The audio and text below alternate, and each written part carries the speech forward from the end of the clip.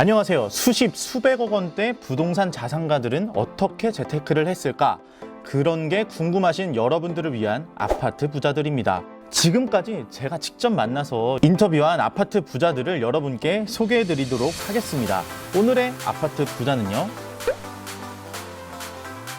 이분은요 12년가량 간호사로 근무를 하시다가 은행원으로 전향을 하시고 그 다음에 부동산 투자의 길로 가신 그런 되게 독특한 이력의 분이세요. 10여 년 동안 모은 돈이 2천만 원밖에 없었다고 합니다. 그런데 지금은 아파트와 전원주택, 상가, 그리고 지방 각지의 땅 8필지까지 총 14개 부동산 자산을 갖고 계세요. 이분의 노하우를 여러분께 설명을 해드리면요. 첫 번째로는요. 지방, 분산, 갭 투자입니다. 다들 지방 하시면 지방 어떻게 돈이 돼? 이런 분들 많으실 거예요. 그런데 제가 인터뷰한 분들 중에 무자본으로 성공하신 분들은 대체로 지방에서 시작을 하셨어요. 근데 정말 주의하셔야 될 거는 실패하는 분도 많다는 거예요. 그래서 이 매물을 어떻게 선별하느냐가 정말 핵심입니다. 이분은 대구, 전북, 전주, 전남, 순천, 경남, 사천 이런 데에 매물을 막 엄청나게 많이 매입을 하셨어요. 장점은 일단 소자본으로 투자가 가능하고 여러 군데에 분산해서 투자할 수 있다는 게 상당히 장점입니다. 이분은 실제로 투자금이 500만 원에서 2천만 원에 불과했어요. 근데 이 모든 단지들이 거의 대부분 수익률을 2배 이상 남겼다고 합니다. 어떻게 실패하지 않았냐? 여기서 두 번째 노하우가 나오는데요. 바로 옥석 가리기입니다. 옥석 가리기를 위해서 필요한 거는 팩트체크, 그리고 입지, 전세가율 이 세 가지가 가장 중요한데요. 이분이 신문기사를 정말 열심히 봤다고 해요. BRT가 새로 생긴다든지 아니면은 역이 새로 생긴다든지 이러면은 현장에 가서 꼭 이게 진짜로 들어올 수 있는지 팩트체크를 하고 거기 입지가 어떤지를 분석하고 그 주변에 전세가율이 높은 단지를 골라냅니다. 이런 필터링 과정을 거치면서 가장 옥석인 단지를 가려내는 거죠. 전세가율이 근데 높다는 거는 사람들이 전세를 선호하고 매매를 선호하지 않는다는 거고요. 반대로 말하면 매매 가격이 오를 가능성이 많이 없다고 보는 지역이라는 거거든요. 그러니까 여기에 들어가서 수익을 보시려면 어떻게든 집값이 소폭이라도 올라야 하는데 입지가 정말 중요하다는 거예요. 그래서 사람들하고 스터디도 해보고 입지 분석을 자기가 직접 하는 거죠. 그 다음에 전세가율이 높은 단지를 골라서 찾는 그런 시스템입니다. 그럼 전세가율이 높은지는 어떻게 알 수 있나요? 엄청 좋은 질문이에요. 전세가율이라는 게 매매가 대비 전세가거든요. 그러니까 매매 가격이 10억인데 전세가가 9억이다. 그러면은 전세가율이 90%가 됩니다. 요거는 부동산 매물 이런 거 볼 수 있는 앱 이런 거에서 다 나와 있고요. 요즘에는 호갱노노라는 어플이 너무 잘 돼 있어서 대표님 저 홍보했어요. 아무튼 홍보를 받은 건 아니지만 그런 식으로 전세가율을 확인할 수 있다. 그리고 아마 지역 기반으로 해가지고 어디에 전세가율이 몇 %인 것까지 다 나오니까요.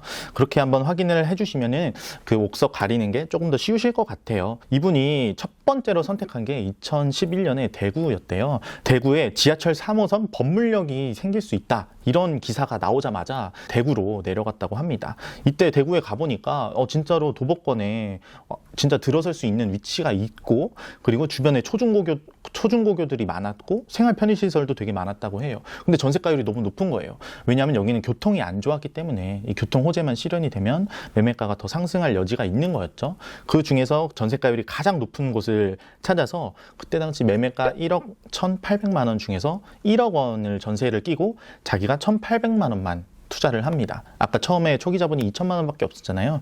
여기에 투자를 해서 2년 뒤에 전세가 종료되니까 1억 3,950만 원에 매각을 했어요. 그러니까 자기 자본 투입한 거 대비 2배 이상 먹은 거죠. 자, 세 번째로는 수익률을 정해두는 겁니다. 어떻게 보면 부동산은 되게 위험 자산이거든요. 그러니까 자기가 원하는 시점에 처분을 못할 수가 있어요. 그렇기 때문에 수익률이 어느 정도 됐다 싶은 지점에서는 더 욕심부리지 않고 매각을 하는 거예요. 이분은 딱 자기 자본 대비 2배가 되면은 매물들을 다 정리를 하셨다고 해요. 이것도 상당히 잃지 않는 습관이다. 결국에는 투자를 실패하지 않는 게 중요하잖아요. 마지막으로 네 번째는 정말 사소한 걸 수도 있는데 중요합니다. 세입자 세입자와의 관계예요. 세입자랑 관계를 제대로 해놓지 않고 자꾸 전세를 너무 무리하게 올려받으려고 하고 세입자 관계가 틀어지면은 나중에 투자 리스크가 생겼을 때, 그러니까 자기가 전세금을 빼줘야 되는데 시황이 안 좋아서 전세 가격이 낮아졌을 때 세입자가 얄짤없이 전세금 다 빼달라고 하면은 그거 내줄 돈 없었을 때 경매로 다 넘어가면서 망하는 거거든요. 이분 같은 경우는 세입자랑 너무 관계를 잘 하셨다고 해요.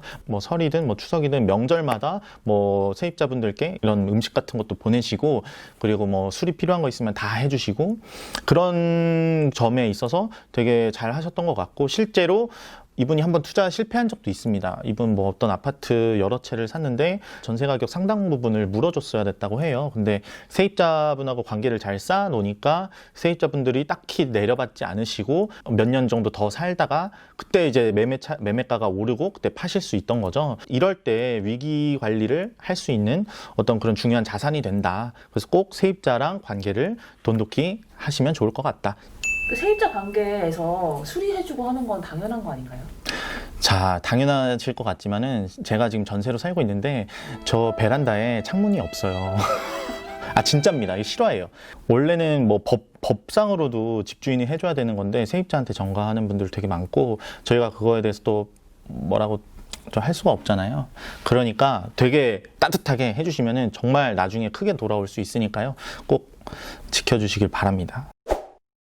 이거는 다 저희가 연재를 하고 있기 때문에 아래에 링크를 첨부해 놓을 테니까요. 더 자세한 내용이 알고 싶다 하시는 분들은 이렇게 글로 정리된 거를 한 번 더 보시면 좋을 것 같습니다. 여기까지 아파트 부자들이었습니다. 구독과 좋아요 눌러주세요. 제발요.